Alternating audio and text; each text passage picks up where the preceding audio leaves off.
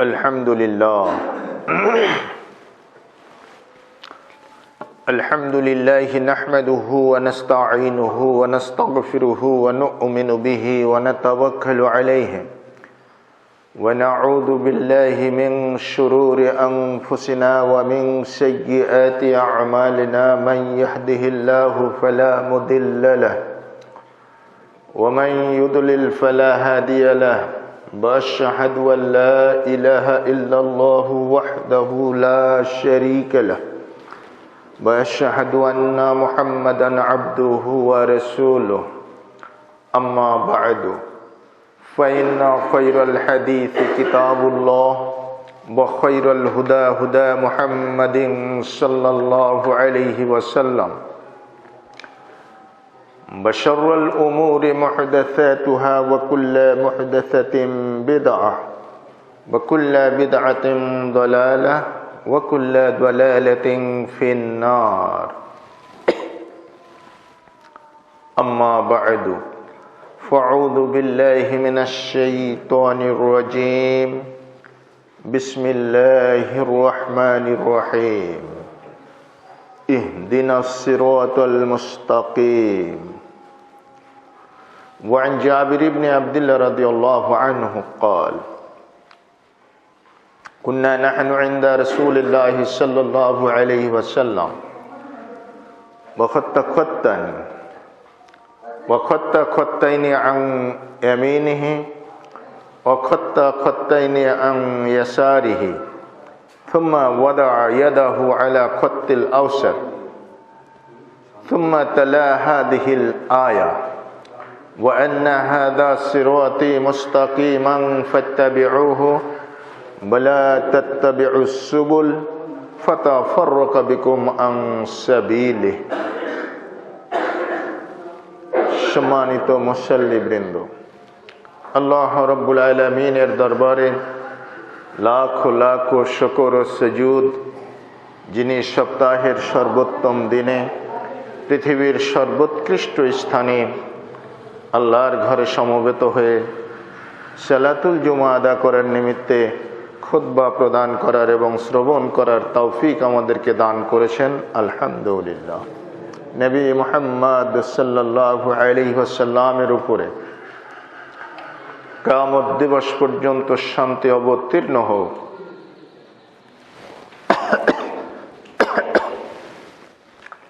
যিনি ছিলেন সর্বশ্রেষ্ঠ ও চূড়ান্ত রাসূল, সর্বশেষ ও চূড়ান্ত নবী, যার পরে আর পৃথিবীতে কোনো নবীর আগমন ঘটবে না, সেই সর্বশেষ ও চূড়ান্ত রাসূলের উপরে কিয়ামত দিবস পর্যন্ত শান্তি অবতীর্ণ হোক। সবাই বলি আমিন।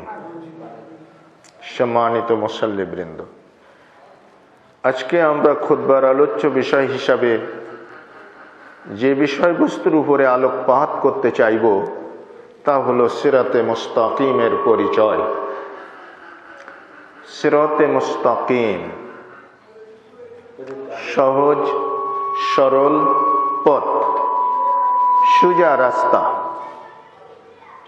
সিরাতে মুস্তাকিমের পরিচয় যদি আমাদের জানা থাকে তাহলে সিরাতে মুস্তাকিমে চলতে আমাদের জন্য সুবিধা হয়। আর সিরাতে মুস্তাকিমের পরিচয় যদি আমরা না জানি তাহলে আমার সামনে সে পথটা পড়ে থাকার পরেও আমরা কিন্তু সে পথে চলতে পারি না। এই জন্য আল্লাহ সুবহানাহু তাআলার কাছে মানুষ অহরহ নিবেদন করছে, প্রার্থনা করছে, ইহদিনাস সিরাতাল মুস্তাকিম, হে আল্লাহ আপনি আমাদেরকে সিরাতে মুস্তাকিমের পথ দেখান। সবাই বলছি আমরা, দল মত নির্বিশেষে প্রত্যেকটি মুসলিম উম্মাহ, নারী পুরুষ সকলেই আল্লাহ সুবহানাহু তাআলার কাছে সিরাতে মুস্তাকিমের প্রার্থনা জানাচ্ছে। কিসের মাধ্যমে? সূরাতুল ফাতিহা, অধিক পঠিতব্য সূরা, সবাই পাঠ করে, নারী পুরুষ, শিক্ষক ছাত্র, ইমাম মুক্তাদি, আলেম কিংবা সাধারণ মানুষ সবাই কিন্তু এই সূরাটি আমরা পাঠ করে থাকি। অধিক পঠিতব্য সূরা হচ্ছে সূরাতুল ফাতিহা। এই সূরার মধ্যে আমরা চাচ্ছি কি? সিরাতাল মুস্তাকিম, হে আল্লাহ আমাদের সিরাতে মুস্তাকিমের পথ দেখান। তো সিরাতে মুস্তাকিম কি, এর পরিচয়টাই আমাদের জানতে হবে। নবী করিম সাল্লাল্লাহু আলাইহি ওয়াসাল্লাম সাহাবীদেরকে নিয়ে বসেছিলেন মসজিদে নববীতে। হযরত জাবির বিন আব্দুল্লাহ রাদিয়াল্লাহু তাআলা আনহু বলছেন, আমাদের সামনে নবীজি মুহাম্মদ সাল্লাল্লাহু আলাইহি ওয়াসাল্লাম একটি সরল রেখা টান দিলেন। অতঃপর তার ডান দিক থেকে দুইটি আর বাম দিক থেকে দুইটি, মোট 4টি রেখা টানলেন। সুম্মা ওয়াদা ইয়াদাহু আলা খাত্তিল আওসাত, অতঃপর তিনি কি করলেন? তার হাতটা প্রথম অঙ্কিত সরল রেখার উপরে সংস্থাপন করলেন, রাখলেন। সুম্মা তালা হাদিহিল আয়াত, অতঃপর তিনি কুরআনুল কারীমের এই আয়াতটি তিলাওয়াত করলেন। ওয়া আন্না হাযা সিরাতী মুস্তাকিমান ফাত্তাবিউহু ওয়া লা তাত্তাবিউস সুবুল ফাতাফাররাকা বিকুম আন সাবিলি, নিশ্চয়ই এটাই হলো আমার সিরাতে মুস্তাকিম। আল্লাহ পাক বলছেন, নিশ্চয়ই এটাই হলো আমার সিরাতে মুস্তাকিম, সরল সঠিক সোজা পথ। ফাত্তাবিউহু, তোমরা এই পথেরই অনুসরণ করো। ওয়ালা তাত্তাবিউস সুবুলা, ডানে আর বায়ের একাধিক রাস্তার অনুসরণ তোমরা করো না। ডানে 2টি এবং বাঁয়ে 2টি, যে 4টি রাস্তা দেখা যাচ্ছে সিরাতে মুস্তাকিম থেকে ডাইভার্ট হয়ে গেছে, এই 4টি রাস্তার অনুসরণ তোমরা করো না। ফাতাফাররাকা বিকুম আন সাবিলি, তাহলে তোমরা আল্লাহ সুবহানাহু তাআলার সিরাতে মুস্তাকিম থেকে কি হয়ে যাবে? বিচ্যুত হয়ে যাবে, ডাইভার্ট হয়ে যাবে, দূরে সরে যাবে, সিরাতে মুস্তাকিমে আর ফিরে আসতে পারবে না। সূরা আনআম 153 নম্বর আয়াত, এটা সূরা আনআম আয়াত নম্বর 153। আল্লাহ সুবহানাহু তাআলা প্রদর্শিত এই সিরাতে মুস্তাকিমের পথ ধরেই নবী মুহাম্মদ সাল্লাল্লাহু আলাইহি ওয়াসাল্লাম নবুয়তের 23টি বছর তিনি চলেছেন। তার রেখে যাওয়া সিরাতে মুস্তাকিমের পথ ধরে সাহাবায়ে কিরাম রিদওয়ানুল্লাহি আলাইহিম আজমাইন তারা চলেছেন। সাহাবীদের সিরাতে মুস্তাকিমের পথ ধরে তাবেঈরা চলেছেন, আইম্মায়ে মুজতাহিদিনরা চলেছেন, 4 জন মুহাম্মদ ইমামের নাম আমরা জানি, তারা চলেছেন, তাবেঈরা চলেছে, এবং আজ পর্যন্ত অব্যাহতভাবে কিছু মানুষ রাসূল সাল্লাল্লাহু আলাইহি ওয়াসাল্লামের ছেড়ে যাওয়া সেই সিরাতে মুস্তাকিমের উপর দিয়ে কিন্তু চলছে। তাহলে ডানের যে 2, বাঁয়ের যে 2, এই যে একাধিক রাস্তা, এই যে 4টি রাস্তা, যে পথ দিয়ে রাসূল সাল্লাল্লাহু আলাইহি ওয়াসাল্লাম আমাদের যেতে নিষেধ করলেন, এই পথগুলি দিয়েও কিন্তু আমরা চলছি। এই 4টি পথ কিন্তু অমিট হয়ে রয়নি, এই 4টি পথ কিন্তু বন্ধ নেই, এই 4টা পথেও মানুষ চলছে, সিরাতে মুস্তাকিম দিয়েও চলছে, এই 4টা পথ দিয়েও মানুষ চলছে। কিন্তু উচিত হলো সিরাতে মুস্তাকিম দিয়ে চলা, ডানের এবং বায়ের রাস্তাগুলো পরিহার করা, বাদ দিয়ে চলা। যারা আমরা পেরেছি আলহামদুলিল্লাহ, তারা নবীজির নির্দেশ মানতে পেরেছি। যারা পারি নাই, তাদেরকে অচিরেই উচিত সিরাতে মুস্তাকিমের পরিচয় পাওয়ার পরে সেই এক ও অভিন্ন রাস্তায় চলা, শাখা প্রশাখার এই পথগুলো ছেড়ে দেওয়া। আমরা জানি, ইতিহাস পর্যালোচনা করলে দেখতে পাবো নবী করিম সাল্লাল্লাহু আলাইহি ওয়াসাল্লাম ইন্তেকাল করেছেন হিজরি 11 সালে।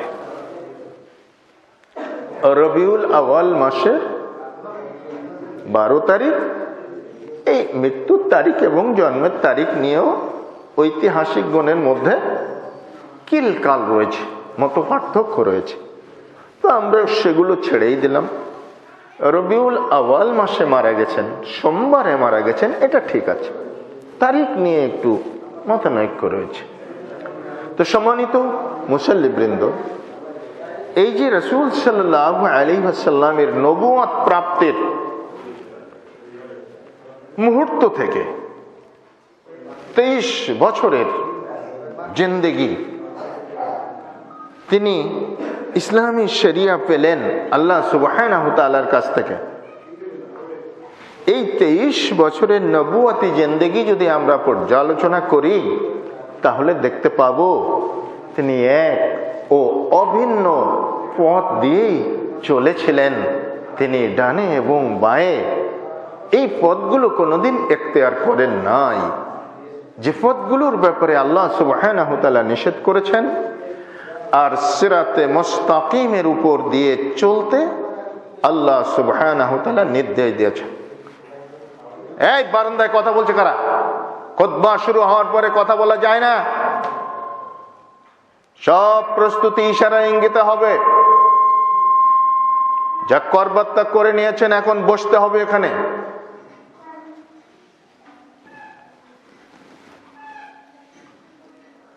সম্মানিত সুধী, সম্মানিত মুসল্লিবৃন্দ, যে কথা বলছিলাম, রাসূলুল্লাহ সাল্লাল্লাহু আলাইহি ওয়াসাল্লামের প্রদর্শিত পথটাই, প্রদর্শিত রাস্তাটাই হচ্ছে আমাদের সকলের কাম্য, সকলের অভিপ্রেত বিষয়, সকলেরই মানার বিষয়। মাযহাব, ফিরকা, তরিকা নির্বিশেষে, দল মত পথ নির্বিশেষে সকলেই কিন্তু আমরা সিরাতে মুস্তাকিমের উপর দিয়ে চলতে চাই। কারণ এই রাস্তা দিয়ে নবী মুহাম্মদ সাল্লাল্লাহু আলাইহি ওয়াসাল্লাম চলে গেছে। এই যে ডানের কিছু রাস্তা, বাঁয়ের কিছু রাস্তা, এই রাস্তাগুলো কোত্থেকে আসলো আমাদের জানতে হবে। আমরা কখনোই বলি না যে অমুক তরিকা, অমুক ফিরকা বা অমুক মাযহাব তারা সিরাতে মুস্তাকিম দিয়ে চলছে না, বা তারা সহজ সরল পথে চলছে না, তারা বাঁকা পথে চলে গেছে, তারা ক্ষতিগ্রস্ত হয়েছে বা তারা ভুল করেছে। এটা আমরা বলি না। আমরা সিরাতে মুস্তাকিমের সংজ্ঞাটা আপনার সামনে তুলে ধরলে আপনি তখন বুঝতে পারবেন, আপনি বলতে পারবেন আমার চলাটা ঠিক আছে না বেঠিক আছে, আমার চলাটা ভুল হচ্ছে না শুদ্ধ হচ্ছে, এটা বুঝতে পারবেন, স্পষ্ট হয়ে যাবে আপনার কাছে। এই জন্য সিরাতে মুস্তাকিমের পরিচয়টা আমাকে জানতে হবে। আর এই পরিচয় আমরা ইতিমধ্যেই জানলাম যে নবী করিম সাল্লাল্লাহু আলাইহি ওয়াসাল্লামের উপরে ওহী অবতরণ করার মুহূর্ত থেকে মৃত্যু পর্যন্ত এক ও অভিন্ন রাস্তায় তিনি চলেছেন, সেটা হলো সিরাতে মুস্তাকিম। আল্লাহ সে কথা স্বীকারোক্তি দান করেছেন। ইয়াসিন বল কুরআনিল হাকীম ইন্নাকা লামিনাল মুরসালিন আলা সিরাতিম মুস্তাকিম। বিজ্ঞানময় কোরআনের শপথ। আল্লাহ পাক বলছেন, হে নবী, নিশ্চয়ই আপনি রাসূল গুণের অন্তর্ভুক্ত। পৃথিবীতে যত নবী এবং রাসূল আমি পাঠিয়েছি ধারাবাহিকভাবে তাদের অন্তর্গত, তাদের অন্তর্ভুক্ত সর্বশেষ ও চূড়ান্ত নবী আপনি। আলা সিরাতিম মুস্তাকিম, আর আপনি সিরাতে মুস্তাকিমের উপরে অধিষ্ঠিত আছেন। আর কারোর সম্পর্কে বলা হয়নি, কোনো মানুষের সম্পর্কে না, কোনো সাহাবীর সম্পর্কে না, কোনো খলিফার সম্পর্কে না, শুধুমাত্র নবী মুহাম্মদ সাল্লাল্লাহু আলাইহি ওয়াসাল্লামের বেলায় আল্লাহ সুবহানাহু ওয়া তাআলা বলে দিলেন, আলা সিরাতিম মুস্তাকিম, আপনি সিরাতে মুস্তাকিমের উপরে অধিষ্ঠিত হে নবী। তাহলে আমরা যদি সিরাতে মুস্তাকিম দিয়ে চলতে যাই, তাহলে রাসূলের অনুসৃত পথটা দেখব। নবী করিম সাল্লাল্লাহু আলাইহি সাল্লাম যে পথটা অনুসরণ করেছেন, বাস সিরাতে মুস্তাকিম পাওয়া গেল। এখন আসি 11 হিজরি সাল পর্যন্ত নবী মুহাম্মদ সাল্লাল্লাহু আলাইহি ওয়াসাল্লাম পৃথিবীর মাটিতে বেঁচে ছিলেন। তিনি যে পথ চলেছেন, যে পথে চলেছেন, অবিভক্ত পথ, সরল পথ, সোজা পথ। ডানে বাঁয়ের রাস্তাগুলো কিভাবে তৈরি হলো? সাহাবায়ে কেরাম রিদওয়ানুল্লাহি আলাইহিম আজমাইন, বিশেষ করে 4 জন খলিফার খেলাফত কাল 36-37 হিজরি পর্যন্ত চলল। তারাও কিন্তু ডানে বাঁয়ের রাস্তায় অনুসরণ করেননি, অনুগমন করেননি। সিরাতে মুস্তাকিম নবী করিম সাল্লাল্লাহু আলাইহি সাল্লামের অনুসৃত রাস্তাই অনুসরণ করেছে। এরপর সাপোজ মনে করুন আজকে আমরা বিভিন্ন মাযহাব, বিভিন্ন ফিরকা, বিভিন্ন তরিকা, বিভিন্ন দল দেখতে পাই। আমাদের দেশে আছে, ইন্ডিয়াতে আছে, পাকিস্তানে আছে, পৃথিবীর সব মুসলিম কান্ট্রিতেই রয়েছে, এমনকি সৌদি আরবের মাটিতেও রয়েছে। তো আমরা কে প্রকৃত সিরাতে মুস্তাকিমের অনুসারী, এটা নির্ণয় করতে গিয়ে অনেক সময় হিমশিম খেয়ে যায়। বা আমরা এক একজন ইমামের নামে একটা একটা মাযহাবের পরিচিতি দান করে থাকি। কেউ বলেন আমি হানাফি, কেউ বলেন আমি শাফিঈ, কেউ বলেন আমি হাম্বলি, কেউ বলেন আমি মালিকি, আর মাঝখানে একদল মানুষ বলে আমরা আহলে হাদিস, ইত্যাদি ইত্যাদি। তো এই নামকরণটাই কিন্তু মুসলিম উম্মার মুক্তির জন্য যথেষ্ট নয়। এই নামকরণটা মুসলিম উম্মার মুক্তির জন্য যথেষ্ট নয়। একজন মাযহাবী ভাই তিনি হানাফি বললেন, এটাই কিন্তু ইমামে আজম আবু হানিফা রাহিমাহুল্লাহর অনুসারী হওয়ার জন্য যথেষ্ট নয়। একজন মানুষ পরিচয় দিতে গিয়ে বললেন আমি মালিকি, তো ইমাম মালিক রাহিমাহুল্লাহর অনুসারী হওয়ার জন্য এই নামকরণটা কিন্তু যথেষ্ট নয়। এই সমস্ত মহামতি ইমামগণ যে নীতিমালা প্রদান করেছেন, সেই নীতিমালা অনুযায়ী আপনি সিরাতে মুস্তাকিমে চলতে পেরেছেন কি না? যদি পেরে থাকেন আলহামদুলিল্লাহ, আপনি একজন হানাফি। তখন কি হবে? আপনার সাথে আরেকজন আহলে হাদিস ভাইয়ের সাথে খুব বেশি দূরত্ব থাকবে না। কিন্তু আমরা যখন হানাফি বলি কিন্তু হানাফিয়াতের মূলনীতি মানি না, মালিকি বলি, মালিকি মাযহাবের মূলনীতি মানি না, হাম্বলি বলি, হাম্বলি মাযহাবের মূলনীতি মানি না, শাফিঈ বলি, শাফি মাযহাবেরও মূলনীতি মানি না বা জানিও না, তাহলে কি হবে? আমি প্রকৃতপক্ষে সেই ইমামের অনুসারী হতে ব্যর্থ হলাম। যেমন ধরুন আমাদের মহামতি ইমাম, ইমামে আজম আবু হানিফা রাহমাহুল্লাহ, তিনি কি বলেছেন? এই ইমাম সাহেবকে এটা টিউনিং করে ঠিক করতে পারে না, এত সাউন্ড বাড়িয়ে দিতে বলল কে? মহামতি ইমাম আবু হানিফা রাহমাহুল্লাহ তিনি কি বলেছেন? ইদা সাহহাল হাদিসু ফাহুয়া মাযহাবি, যখন কোন সহিহ হাদিস পাবে সেটাই আমার মাযহাব জানবে। দেখেন কত সুন্দর কথা, উত্তম কথা। ইদা রাআইতুম কালামি ইউখালিফুল কুরআন ওয়াস সুন্নাহ ফাদরিবুহু আলাল হায়াত ফা'মালু বিহিমা। মহামতি ইমাম আবু হানিফা রাহমাহুল্লাহ বলছেন, যখন কোন কথা, আমার কোন কথা কোরআন এবং সুন্নাহর খেলাফ দেখবে, আমার কথাকে দেওয়ালের গায়ে ছুঁড়ে মারবে, কোরআন এবং সুন্নাহর উপরে আমল করবে, বাস। তার মানে কি সিরাতে মুস্তাকিমের উপরে চলবে। প্রত্যেকটি ইমাম প্রায় এই ধরনের কথাবার্তা বলে গেছেন। তারা বলেছেন উতরুকু কাউলি বিখবরি রাসূলিল্লাহ সাল্লাল্লাহু আলাইহি ওয়াসাল্লাম লা তুকাল্লিদুনি। সাবধান, আমাদের কথার অন্ধ অনুসরণ করো না। আমাদের কথাটা যদি নবী করিম সাল্লাল্লাহু আলাইহি সাল্লামের কথার সাথে মেশে, কুরআনুল কারীমের সাথে যদি মিল খায়, আমাদের কথা শুনবে। যদি মিল না খায়, ছেড়ে দিবে। লা তুকাল্লিদুনি, আমাদের অন্ধ অনুসরণ করবে না। কিন্তু বাস্তব ক্ষেত্রে আমরা নির্মম বাস্তবতার নিরিখে আমরা কিন্তু এক একজন ইমাম, এক একজন নেতা, এক একজন পীর ফকির দরবেশ, মুজাদ্দেদ, মুজতাহিদ, তাদের অন্ধ অনুসরণ করতেই অভ্যস্ত হয়ে পড়েছি। কারণ আপনারা ইতিহাস পর্যালোচনা করলে বুঝতে পারবেন, প্রখ্যাত ইমাম আবু হানিফা রাহিমাহুল্লাহ, তিনি হচ্ছেন মোস্ট সিনিয়র অফ দ্য ইমাম। 4 জন ইমামের মধ্যে তিনি হচ্ছেন সর্বাপেক্ষা বয়োজ্যেষ্ঠ, তিনি সিনিয়র, সবার বড়, তাই তাকে বলা হয় ইমামে আজম।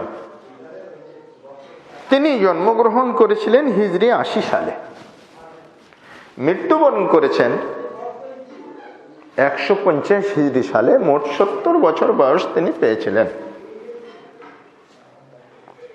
তাহলে তার জন্মের দিন কবে? 80 হিজরি সাল। আর নবী করিম সাল্লাল্লাহু আলাইহি সাল্লাম ইন্তেকাল করেছেন কবে? 11 হিজরি সাল। মাঝখানে কয় বছরের ব্যবধান হয়? 69 বছর। 69 বছর। এই 69 বছরের মানুষগুলো যেহেতু ইমাম আজম আবু হানিফা রাহিমাহুল্লাহ তাকে দেখেন নাই, সুতরাং তার মাযহাব দেখার কোনো প্রশ্ন আসে না। কারণ বাপের আগে তো আর ছেলে হবে না। ইমাম মুজতাহিদ যারা এসেছেন, তাদের জন্মের আগে তো তাদের মাযহাবের সৃষ্টি হবে না, এটা ইম্পসিবল। ঠিক আপনি দেখেন দ্বিতীয় ইমামকে, মালিক বিন আনাস রাহিমাহুল্লাহ, তিনি জন্মগ্রহণ করলেন হিজরি 93 সালে, ইন্তেকাল করেছেন 179 হিজরি সালে। মোট 86 বছর বয়স তিনি পেয়েছিলেন। তো যদি আমরা পর্যালোচনা করি, 93 হিজরি সালের আগ পর্যন্ত যেহেতু দুনিয়ার মানুষ ইমাম মালিক বিন আনাসকে দেখেন নাই, সুতরাং মালিকি মাযহাব দেখার প্রশ্নই আসতে পারে না। কথা ঠিক না? প্রশ্নই আসতে পারে না। তাহলে নবী করিম সাল্লাল্লাহু আলাইহি ওয়াসাল্লামের ইন্তেকালের 82 বছর পরে এসে ইমাম মালিক জন্মগ্রহণ করছেন। মনে করেন আমরা একটা হিসাব বুঝার জন্য ধরে নিলাম যে যেদিন থেকে ইমাম মালিক রাহিমাহুল্লাহ এসেছেন, সেই দিন থেকে মালিকি মাযহাবের উৎপত্তি হয়েছে, ধরে নিলাম। তাহলে 82 বছরের মানুষগুলো নবীজির ইন্তেকালের পর 82 বছর পর্যন্ত মানুষগুলো যেহেতু ইমাম মালিককে দেখেন নাই, তিনি পয়দা হন নাই, সুতরাং মালিকি মাযহাব দেখার প্রশ্ন আসতে পারে না। অত্যন্ত ক্লিয়ার। তৃতীয় ইমাম, থার্ড ইমাম, our respectable third imam, Imam Muhammad bin Idris ash-Shafi'i ash-Shaybani, Imam Shafi rahimahullah, তিনি জন্মগ্রহণ করেছিলেন 150 হিজরি সালে, যেই বছর ইমামে আজম আবু হানিফা রাহিমাহুল্লাহ ইন্তেকাল করেছেন। সেই বছর ইমাম শাফিঈ রাহিমাহুল্লাহ দুনিয়ার মাটিতে পয়দা হয়েছেন। তাহলে নবীজির ইন্তেকালের কত বছর পর? 139 বছর পর। 139 বছর পর্যন্ত দুনিয়ার মানুষগুলো যেহেতু ইমাম শাফিঈ রাহিমাহুল্লাহ তাকে দেখেন নাই, সুতরাং শাফিঈ মাযহাব দেখার প্রশ্ন আসতে পারে না। একইভাবে আপনি অঙ্ক কষেন, ইমাম সর্বশেষ কে? আহমদ বিন হাম্বল রাহিমাহুল্লাহ, তিনি জন্মগ্রহণ করলেন 164 হিজরি সালে। 164 হিজরি সালে জন্মগ্রহণ করে 241 হিজরিতে তিনি ইন্তেকাল করেছেন। মোট 77 বছর বয়স তিনি পেয়েছিলেন। যেহেতু নবী করিম সাল্লাল্লাহু আলাইহি ওয়াসাল্লামের 153 বছর পরে তিনি জন্মগ্রহণ করছেন, নবীজির ইন্তেকালের পর 153 বছরের মাথায় তিনি জন্মগ্রহণ করছেন, 153 বছর পরে। তো নবীজির ইন্তেকালের পর 153 বছর পর্যন্ত দুনিয়ার মানুষগুলো ইমাম আহমদ বিন হাম্বলকেই দেখেন নাই। তো হাম্বলি মাযহাব দেখার প্রশ্ন আসতে পারে না। তাহলে এই যে রাসূল সাল্লাল্লাহু আলাইহি সাল্লামের ইন্তেকালের পর 241 হিজরি সাল পর্যন্ত 4 জন ইমাম আসলেন আর চলে গেলেন।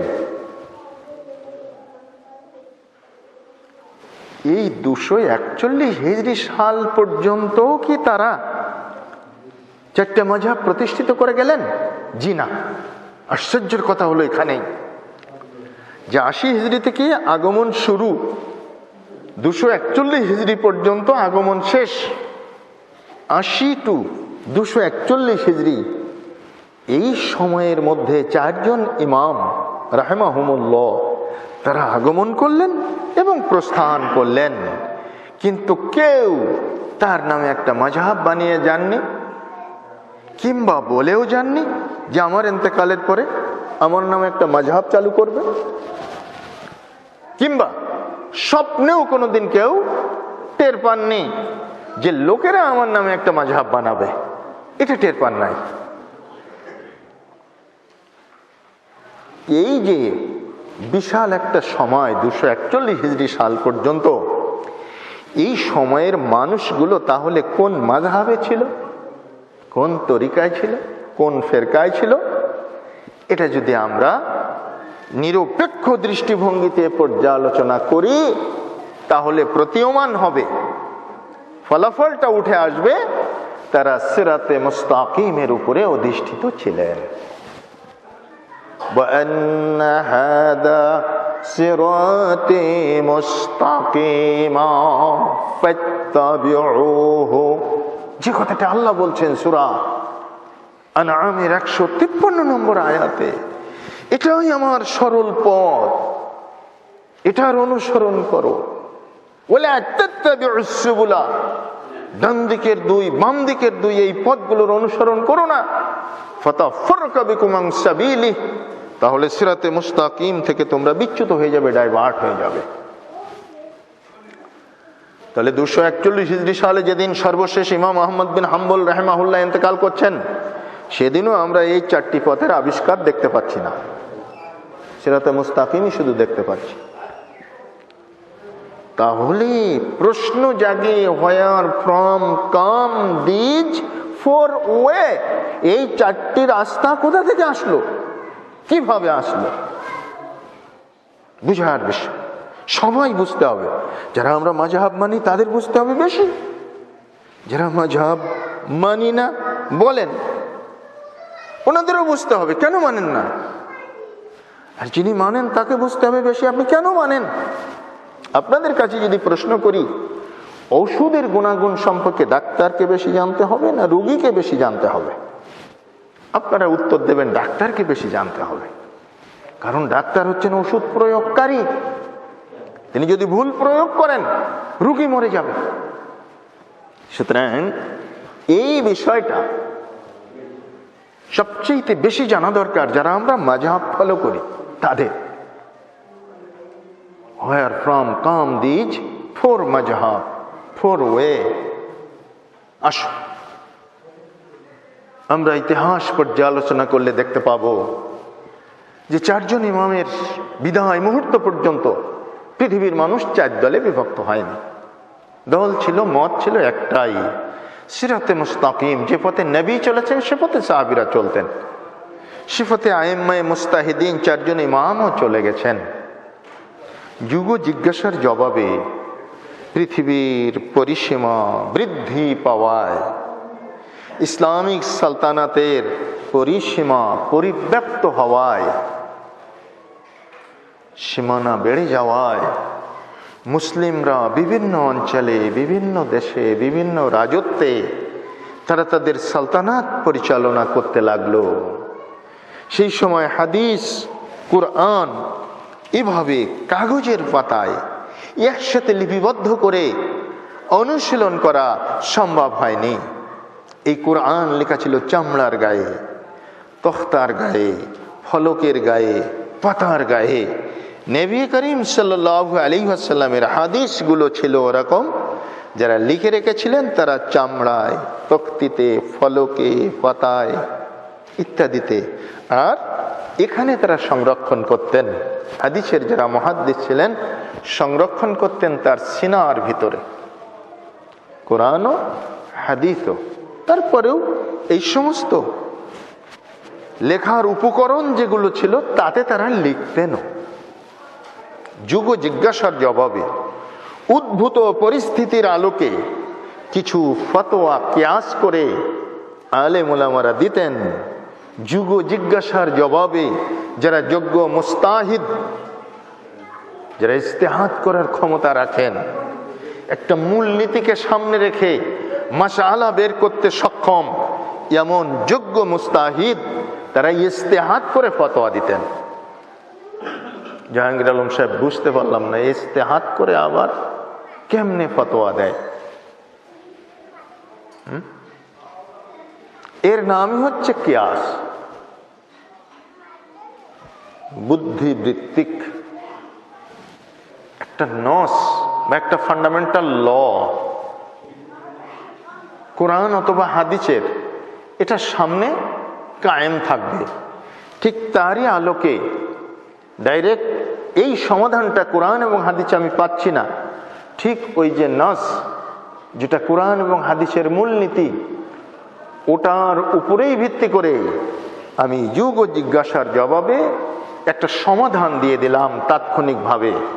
এর নাম হচ্ছে কিয়াস, এর নাম হলো ইজতিহাদ। এটা কোরআন এবং সুন্নাহর যত কাছাকাছি হবে তত সুন্দর হবে। যদি বিরোধমূলক হয়ে যায় কোরআন এবং সুন্নাহর সাথে, তাহলে বাদ দিতে হবে।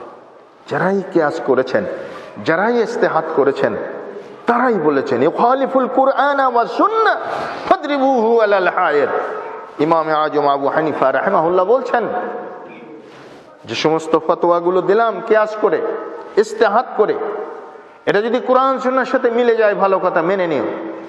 যদি ইখতিলাফ হয়ে যায়, বৈপরীত্য সাধন করে, সাবধান, আমার কথাগুলো দেওয়ালের গায়ে চড়ে ফেলে দিও, দরকার নেই।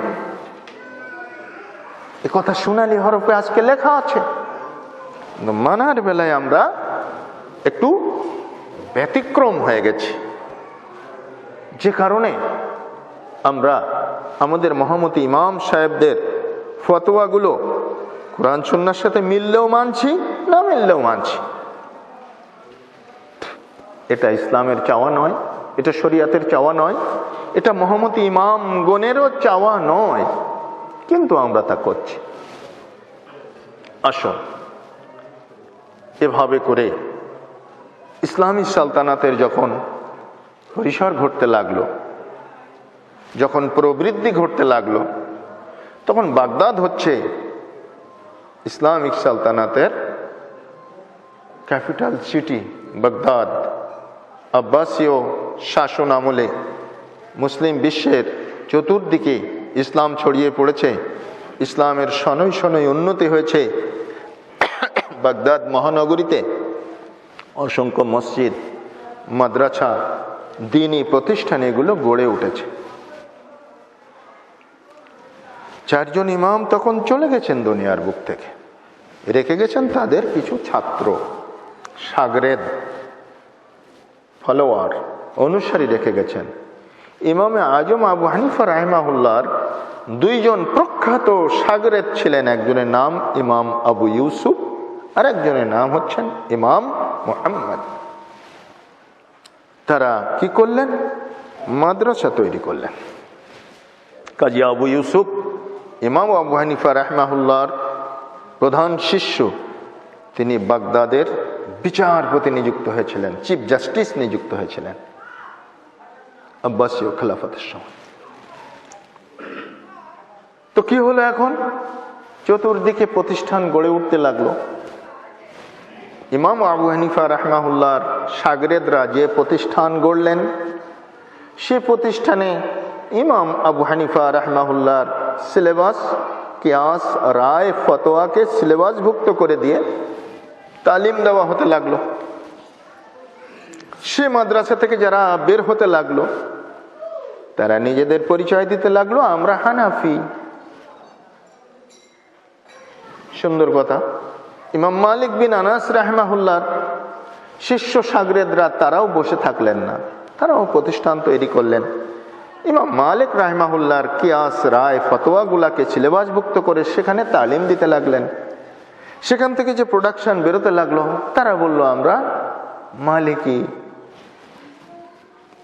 দেখেন, তৈরির গোড়ার কথা, মাযহাবের অনুসারী তৈরির গোড়ার কথা। এক জায়গায় বসে কোনো মিটিং মিছিল করে, কোনো মুশাওয়ারা করে, কোনো দরবার করে কিন্তু এই চারটা মাযহাবের উৎপত্তি বা উন্মেষ ঘটেনি। ঘটলো কিভাবে? এভাবে। ইমাম শাফিঈ রাহমাহুল্লাহ তার শিষ্য শাগরেদরা কিছু মাদ্রাসা তৈরি করলেন। সেখান থেকে যে প্রোডাকশন বের হতে লাগলো, তারা পরিচয় দিতে লাগলো আমরা শাফিঈ। ইমাম আহমদ বিন হাম্বল রাহমাহুল্লাহর শিষ্য শাগরেদ তারাও বসেছিলেন না, তারাও কিছু প্রতিষ্ঠান তৈরি করলেন। ইমাম আহমদ বিন হাম্বল রাহমাহুল্লাহর সিলেবাস, রায়, কিয়াস, ফতোয়া এগুলো সিলেবাসভুক্ত করে দিয়ে পাঠদান করতে লাগলেন। সেখান থেকে যে প্রোডাকশন বেরিয়ে আসলো, তারা বলল আমরা হাম্বলি। ব্যাস, এই চারটা ফ্রেম, চারটা ফরমায় চার ধরনের ইট বের হতে লাগলো। আপনারা ব্রিক ফিল্ডে গিয়ে লক্ষ্য করবেন, ব্রিক ফিল্ড ইটের ভাটা, দেখবেন কিছু কাদা খামির করে রেখেছে, অনেকগুলো কাদা খামির বানায় ডিব্বা করে রেখেছে। সকালবেলা শ্রমিকরা এসে গেল, শ্রমিকরা এসে তাদের কাছে একটা একটা ফর্মা আছে, কারোর ফর্মার নিচে লেখা এ, সে যখন ওই ফর্মায় কাদা ফেলে দিল, এ মার্কা ইট বের হয়ে আসলো। কারোর ফর্মার নিচে লেখা আছে বি, সে যখন তার ফর্মা থেকে একটা ইট তৈরি করে ফেলে দিল, বি মার্কা একটা ইট বের হয়ে আসলো। কারোর ফর্মার নিচে লেখা আছে সি, সে যখন সি একটা ইট প্রোডাকশন দিল, সি মার্কা ইট এই পড়ে আছে, এ বি সি। আর একটা ফর্মা থেকে বেরিয়ে আসলো D, A B C D, একই জিনিস কিন্তু এখন কিন্তু এ বি সি ডি হয়ে গেল। এখনো সময় আছে, এখনো যদি আবার নষ্ট করে দিয়ে এক করে দেওয়া যায়, ওই মাটি ওই কাদা এক হয়ে যায়। কিন্তু যখন পোড়া দেওয়া হয়, পোড়া দেওয়া হলো, হ্যাঁ, আগুনে পুড়িয়ে লাল করা হলো, স্টোনের মতো হয়ে গেল, পাথরের মতো শক্ত হয়ে গেল, এ বি সি ডি জিন্দেগিতে আর আপনি মেশাতে পারবেন না। এখন মেশাতে গেলে আপনাকে ক্রাশ করতে হবে, গুঁড়ি করতে হবে। সেই গুঁড়িগুলো মিশিয়ে দিলেও সেটা আর কাদায় পরিণত হবে না।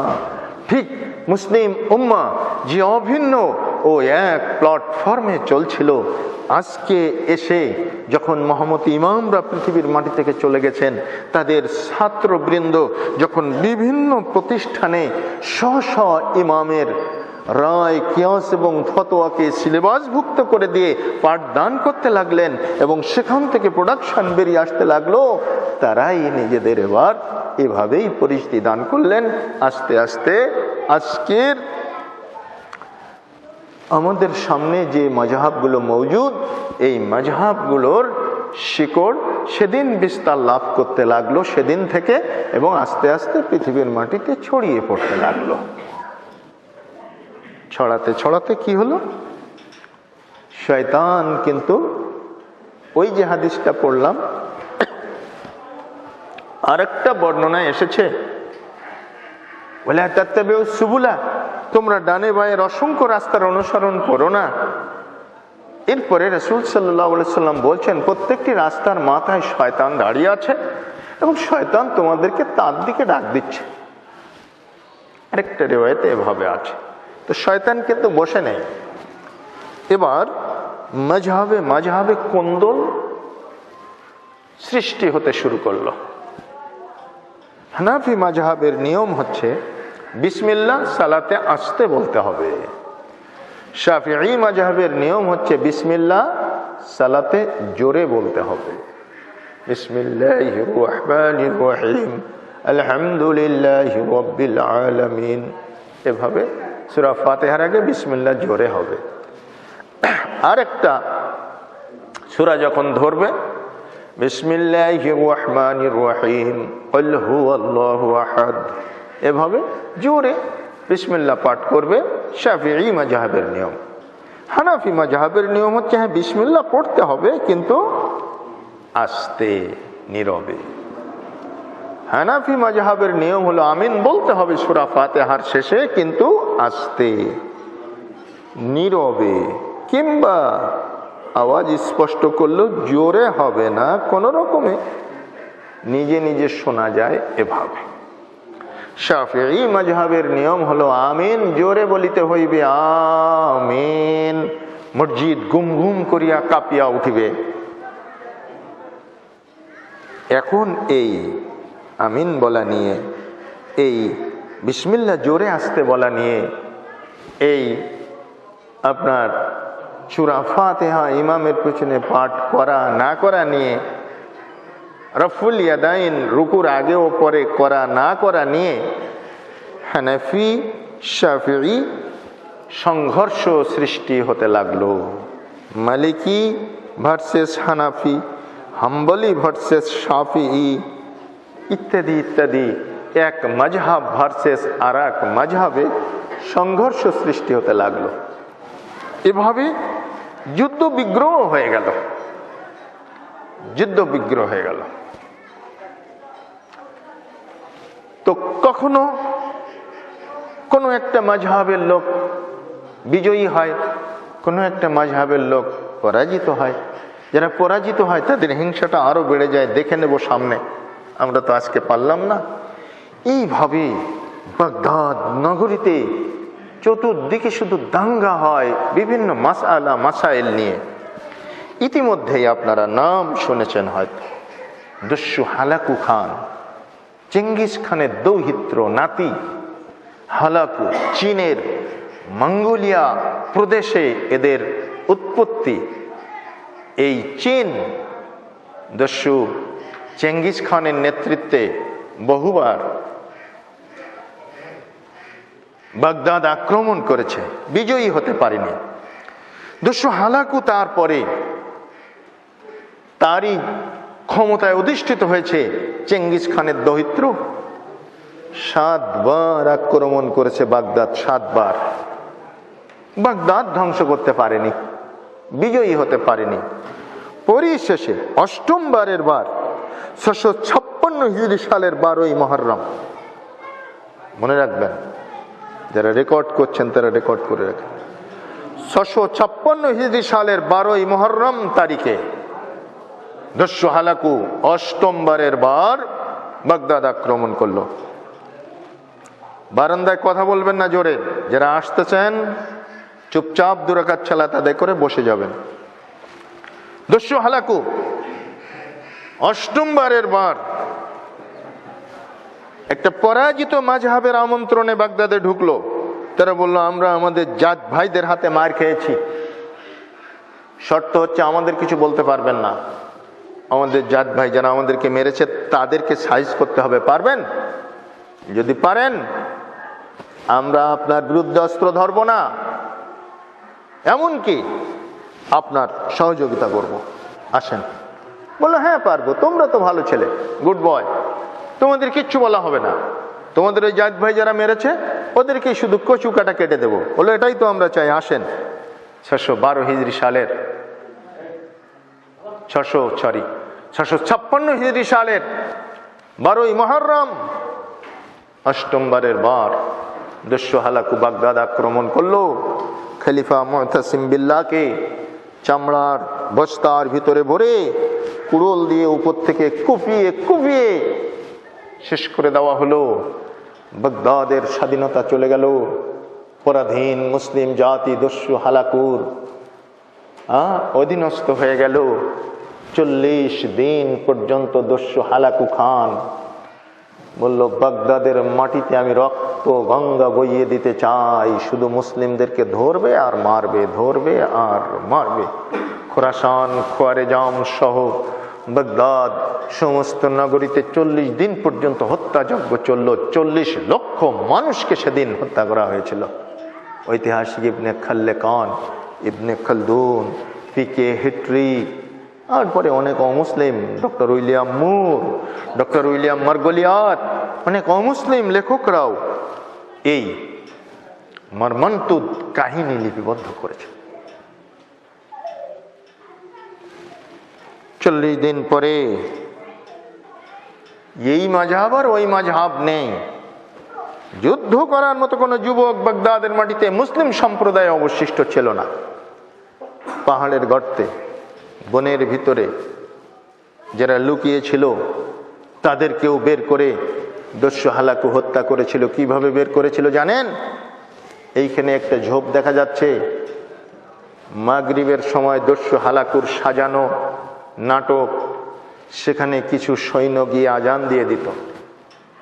ওই জঙ্গলের ধারে হালাকুর সৈন্যরা আজান দিয়েছে, ওরা জানে মুসলিম আজানের সুর শুনলে জঙ্গলে লুকিয়ে থাকবে না। যখনই হাইয়া আলাস সালাহ ডাক দিয়েছে, জঙ্গলে পালিয়ে থাকা মুসলিম 2-4 জন নওজোয়ান তারা ছুটে চলে এসেছে। হায়রে, আজান হয়েছে, সালাতে যেতে হবে, নিশ্চয়ই এটা আমাদের দ্বীনি ভাই সালাতের জন্য আজান দিচ্ছে। ওর কাছে পৃথিবীর কিছু ঘটনা শোনা যাবে, উপরে ভূপৃষ্ঠের ঘটনা বলি কি, চলো সালাতে যাই। এসে নামাজ শুরু হয়েছে। যখন তারা নামাজে দাঁড়িয়ে গেছে, অমনি তাদেরকে বন্দি করে তাদের গর্দান নামিয়ে দেওয়া হয়েছে। এভাবে পাহাড়ের কিনারায় গিয়ে আজান দিয়ে পাহাড়ের গর্তে লুকিয়ে থাকা মুসলিম যুবকদেরকে বের করে এনে তাদেরকে হত্যা করে সমস্ত মুসলিম বিশ্বকে সেদিন নিঃস্ব করে দিয়ে তারপরেই দস্যু হালাকু ক্ষান্ত হয়েছিল। সম্মানিত সুধী, এখানেই ঘটনা শেষ হয়ে যায়নি। 504 হিজরি, 504 হিজরি,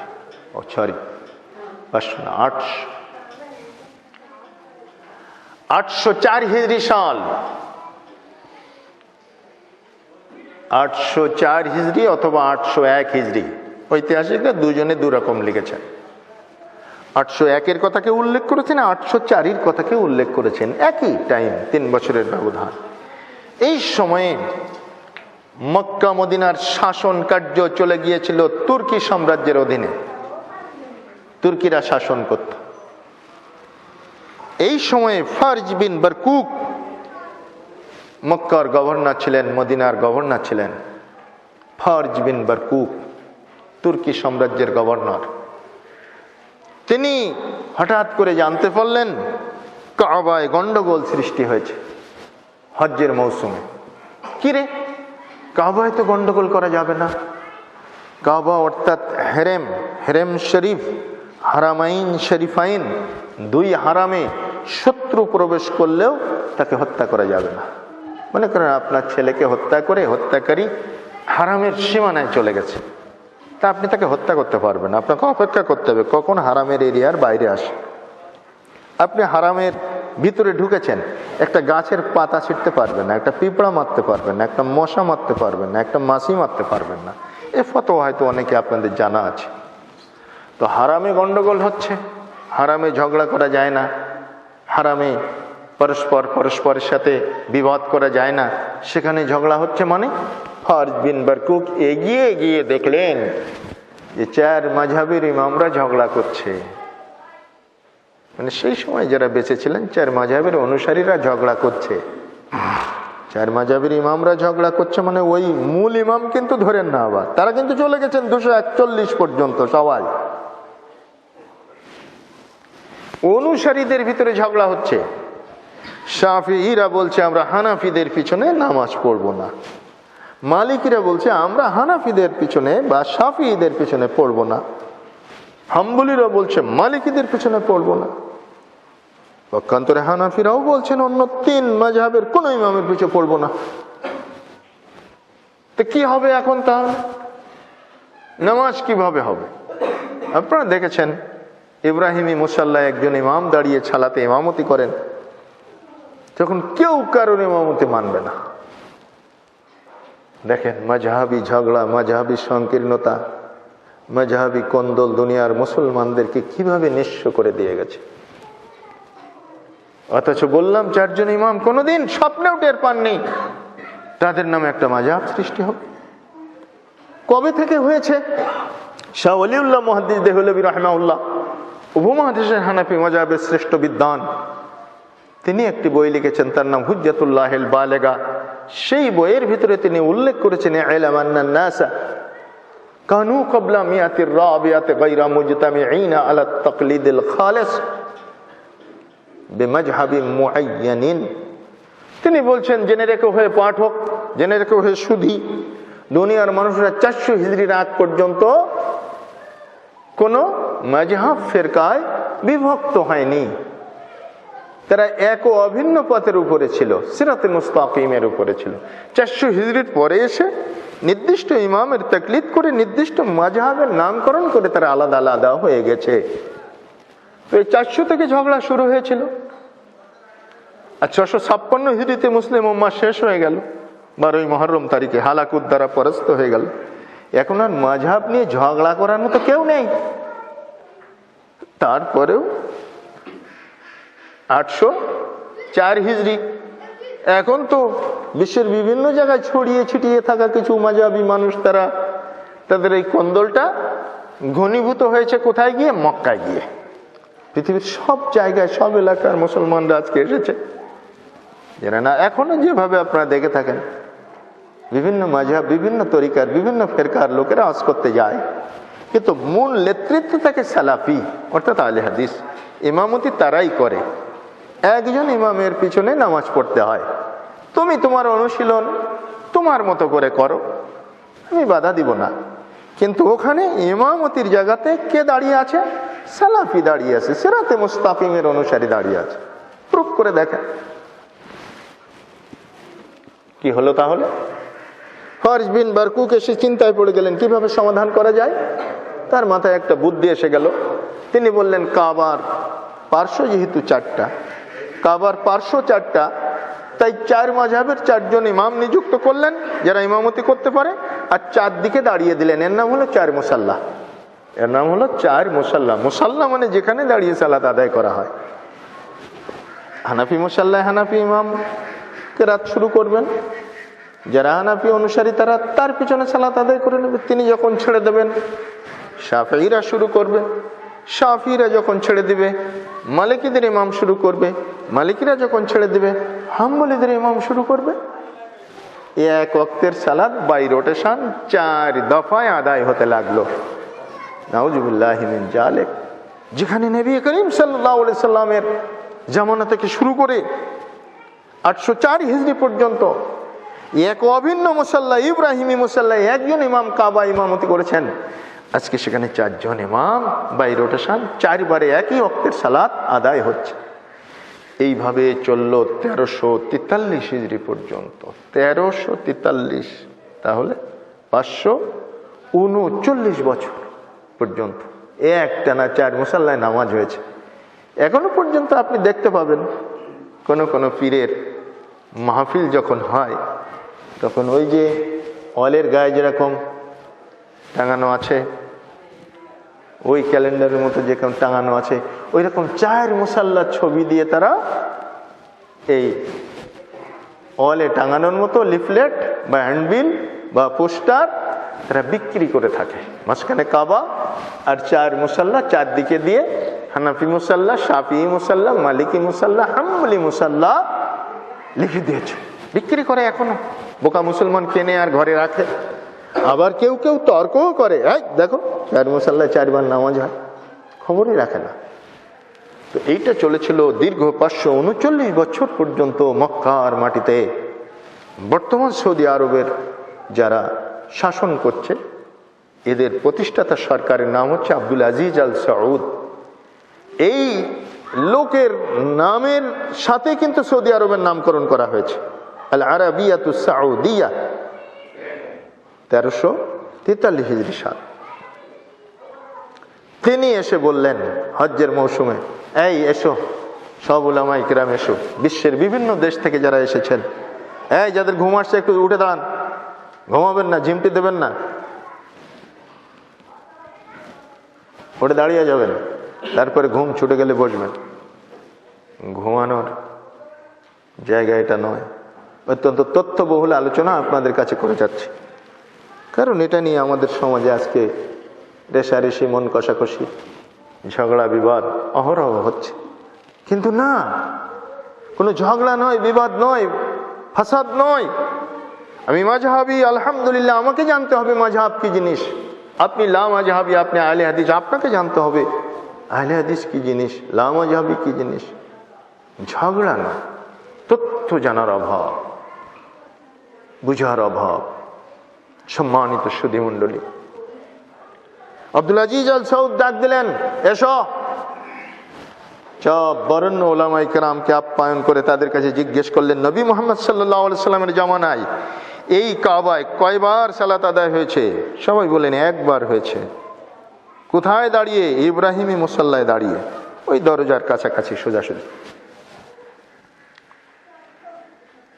খলিফা আবু বকরের সময় একবার, খলিফা ওমরের সময় একবার হয়েছে, খলিফা ওসমানের সময় একবার হয়েছে, খলিফা আলী রিদওয়ানুল্লাহি আলাইহিম আজমাইন তার সময় একবার হয়েছে। আচ্ছা, বুঝলাম। ইমাম আজম আবু হানিফা রাহিমাহুল্লাহ এই বাইতুল্লাহ হজ করেছেন, তিনি কয়বার আদায় করেছিলেন এই সালাত, এক ওয়াক্তের সালাত? না না, একবার, সবাই একসাথে একবার পড়েছেন। ইমাম মালিক হজ করেছিলেন, তার সময় জোহরের সালাত কয়বারে আদায় করা হয়েছিল? না না, একবারে। ইমাম শাফি হজ করেছিলেন, তার উপস্থিতিতে কয়বারে, কয় দফায় সালাত আদায় করা হয়েছিল? একবার, এক দফায়। ইমাম আহমদ বিন হাম্বল হজ করেছিলেন, তার উপস্থিতিতে কয়বার হয়েছিল? একবার হয়েছিল। তাহলে আজকে কেন 4 বার হচ্ছে? জবাব দিন উলামায়ে কেরাম। সবাই লাজবাব হয়ে গেলেন, বললেন মাযহাবী সংকীর্ণতার কারণে আমরা একে অপরের প্রতি বিদ্বেষ পোষণ করে একে অপরের ইমামতি মেনে নিতে ব্যর্থ হয়েছি, তাই আজকে 4 বার হচ্ছে। এটা কি সুন্নাতের খেলাফ নয়? অবশ্যই সুন্নাতের খেলাফ। তাহলে আমি আব্দুল আজিজ আল সৌদ আজকে 1343 হিজরি সালের ঘটনা, আমি আজকে এই 4 মুসাল্লা উৎখাত করে দিলাম। এক অভিন্ন মুসাল্লা, ইব্রাহিমী মুসাল্লায় সালাত হবে। রাসূল সাল্লাল্লাহু আলাইহি সাল্লাম যেভাবে সালাত আদায় করেছেন সেভাবেই হবে। চাই পিছনে কেউ ইক্তেদা করুক, চাই না করুক, 4 মুসাল্লার উৎখাত করা হয়। 4 মুসাল্লা চলবে না। পড়ুন আপনি ইতিহাস, দেখুন প্রমাণপঞ্জি সোনালী হরফে জাজ্জল্যমান হয়ে আছে আজও পর্যন্ত। সেখান থেকে আজও পর্যন্ত এক অভিন্ন ইব্রাহিমী মুসাল্লায় সালাত আদায় হচ্ছে। যিনি সালাত আদায় করাচ্ছেন তাকেও আপনারা দেখেছেন, যারা পিছনে সালাত আদায় করে তাদেরও আপনারা দেখেছেন। এটা নতুন করে বলার কিছু না, এটাই হচ্ছে সিরাতে মুস্তাকিম। সূরা আনআমের 153 নম্বর আয়াতে আল্লাহ যে চাহিদা পত্রটা দিলেন, ওয়া ইন হাযা সিরাতি মুস্তাকিমান ফাত্তাবিউহু, এটাই আমার সরল পথ, সিরাতে মুস্তাকিমের পথ। ফাত্তাবিউহু, এই পথের অনুসরণ করো। ওয়ালা তাত্তাবিউস সুবুলা, ডানের রাস্তা বাঁয়ের রাস্তা 2-4 রাস্তা দেখা যাচ্ছে, এগুলোর অনুসরণ করো না। ফাতাফাররাকা বিকুম আন সাবিলি, তাহলে সিরাতে মুস্তাকিম থেকে তোমরা বিচ্যুত হয়ে যাবে, ডাইভার্ট হয়ে যাবে, আর কোনোদিন সরল পথে ফিরে আসতে পারবে না। সুতরাং সম্মানিত মুসাল্লিবৃন্দ, আল্লাহর নবী মুহাম্মদ সাল্লাল্লাহু আলাইহি সাল্লাম কোন মাযহাবের উপরে ছিলেন, কোন তরিকার উপরে ছিলেন, কোন ফিরকার উপরে ছিলেন, এটা যদি জানা হয়ে যায়, পৃথিবীর কোনো ব্যক্তি বলবে না যে না না ওই মাযহাবে আমি নেই। বলবে হ্যাঁ, নবীর মাযহাবটা অফকোর্স ওই মাযহাবই আমি মানতে চাই। তো তিনি কোন পথের উপরে ছিলেন? আল্লাহই বলে দিলেন সূরা ইয়াসিনের মধ্যে, আলা সিরাতিম মুস্তাকিম। হে নবী, তুমি রাসূলগণের অন্তর্ভুক্ত, আর আমি আল্লাহ সাক্ষ্য দিয়ে বলছি, দুনিয়ার মানুষকে জানিয়ে দিচ্ছি, তুমি সিরাতে মুস্তাকিমের উপরে অধিষ্ঠিত রয়েছে। সুতরাং কোন মাযহাব, তরিকা, ফিরকা নয়। আসুন আমরা সকলেই সিরাতে মুস্তাকিমের অনুসরণ করি। রব্বুল আলামিন আমাদের সবাইকে তৌফিক দান করুন, আমিন। أقول قولي هذا أستغفر الله لي ولكم ولسائر المسلمين.